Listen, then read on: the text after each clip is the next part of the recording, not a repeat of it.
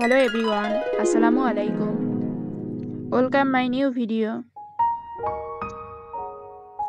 আশা করছি আল্লাহর রহমতে আপনারা সবাই ভালোই আছেন। আলহামদুলিল্লাহ আমিও ভালো আছি। আজকে আপনাদেরকে দেখাবো বুটের হালুয়া তৈরি। অতএব দেখতে থাকুন পুরো ভিডিওটি। প্রথমে এখানে ছোলা বুট ভিজিয়ে রেখেছিলাম 2 থেকে 3 ঘন্টা।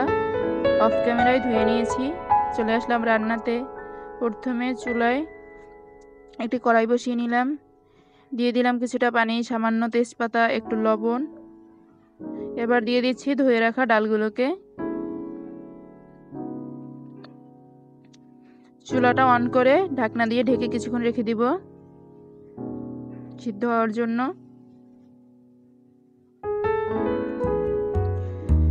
এই তো সিদ্ধ হতে শুরু করেছে।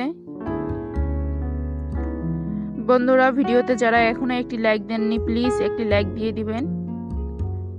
আপনার একটি লাইকের জন্য আমার ভিডিওটি চলে যেতে পারে আরো কিছুটা মানুষের কাছে। সিদ্ধ হয়ে গেছে। এখন কিছুটা বাদাম ভেজে নিয়েছি। আবার চুলায় বসিয়ে দিলাম একটা কড়াই, দিয়ে দিলাম কিছুটা দারুচিনি, এলাচি, লবঙ্গ, তেজপাতা।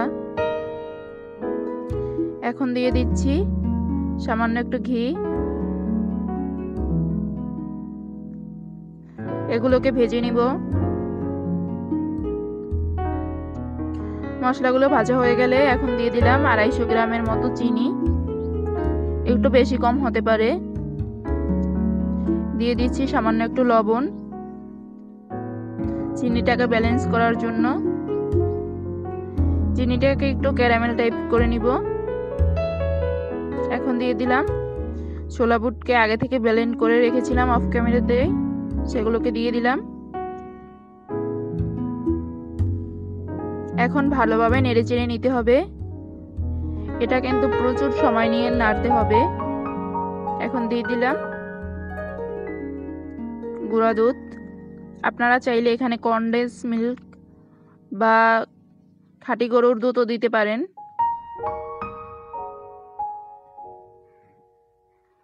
এ পর্যায়ে ভালোভাবে নেড়ে নিব।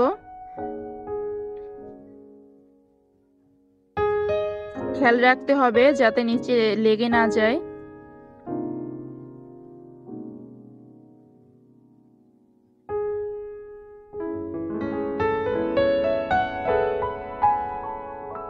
এখন আরো একটু গুঁড়া দুধ দিয়ে দিব।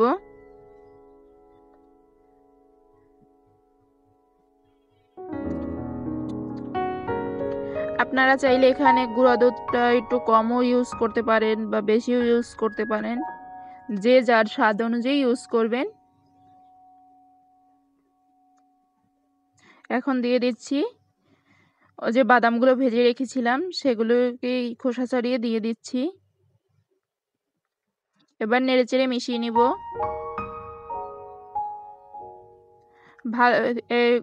থিকনেসটা ঘন হয়ে গেলে এবার তুলে নিব। এখানে বড় একটি সিলভারের প্লেট নিয়ে নিয়েছি।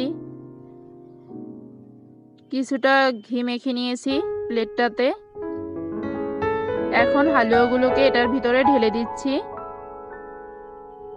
এবং চেপে চেপে পাতলা করে নিয়েছি।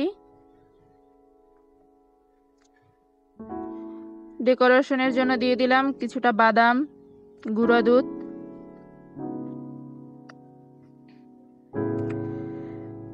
কিছুক্ষণ অপেক্ষা করতে হবে।